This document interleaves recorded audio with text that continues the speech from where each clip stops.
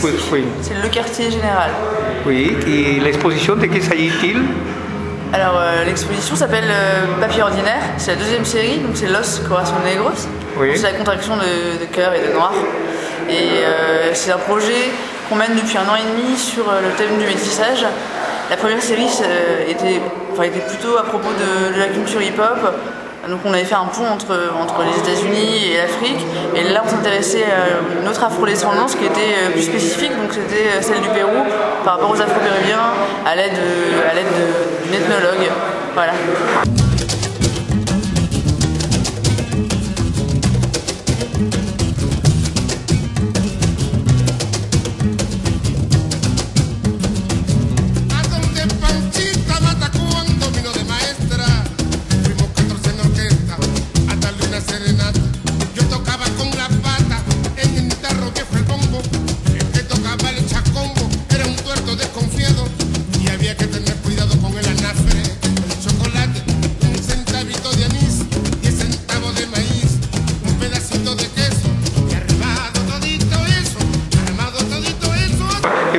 Vous êtes allé au Pérou pour faire ce type de travail, de recherche? On est allé 1 mois et demi principalement à Lima.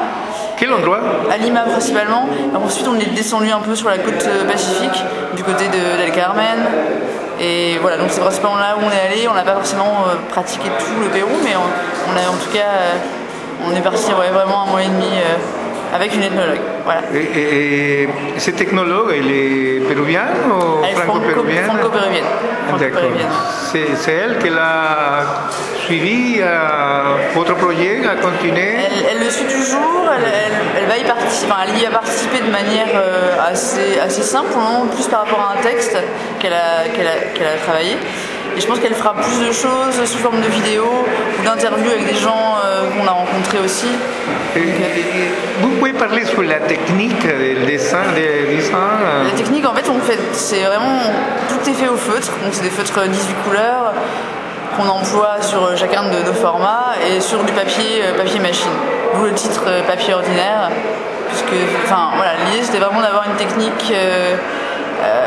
Elle nous permet à la fois, de par l'échelle, d'être dans quelque chose de très précis.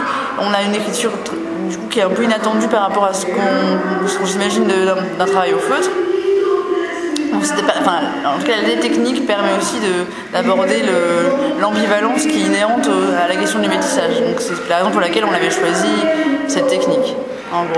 Oui, et quel est votre message? Que vous travaillez avec le métissage, vous dites? On travaille sur le métissage et sur l'identité du métissage. Donc on essaie de montrer un peu toutes les cultures qui peuvent se traverser et finalement sur les identités qui nous traversent à chacun. Alors c'est pour ça qu'on est parti sur des thématiques pour le moment un peu plus... ou en tout cas l'identité métissée est visible, donc c'est le cas des afro-péruviens. Puisque c'est visible par rapport dans un pays où et vous avez commencé pour les métissages afro-nord-américains ou péruviens? Les deux premières séries s'intéressent à l'afro-descendance. Ouais. Donc je pense qu'après on n'ira pas forcément... Je pense qu'après on ira peut-être dans d'autres voies que celle-ci, mais après l'idée c'est quand même de montrer une humanité métissée, qui est faite de métissage en tout cas.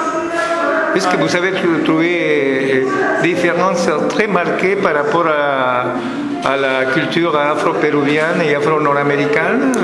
Oui, c'est très différent. Ils ne se positionnent pas du tout pareil, puisque déjà le fait de se prétendre afro-péruvien, c'est presque politique et il y a une identité qui n'est pas toujours affirmée, alors qu'aux États-Unis, on a eu quand même historiquement un vrai poids de la communauté afro qui a existé vraiment en masse.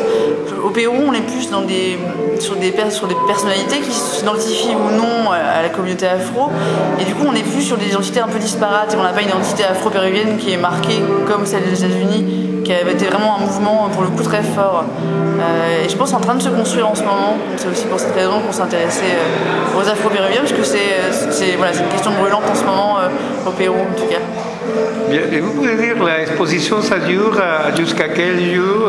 Jusqu'au 22 janvier. Donc c'est une exposition d'une quinzaine de jours. Et l'adresse c'est à la Place Force, donc c'est 8 passages des Gravilliers dans le 3e à Paris. Voilà. Merci beaucoup. Acurrucum,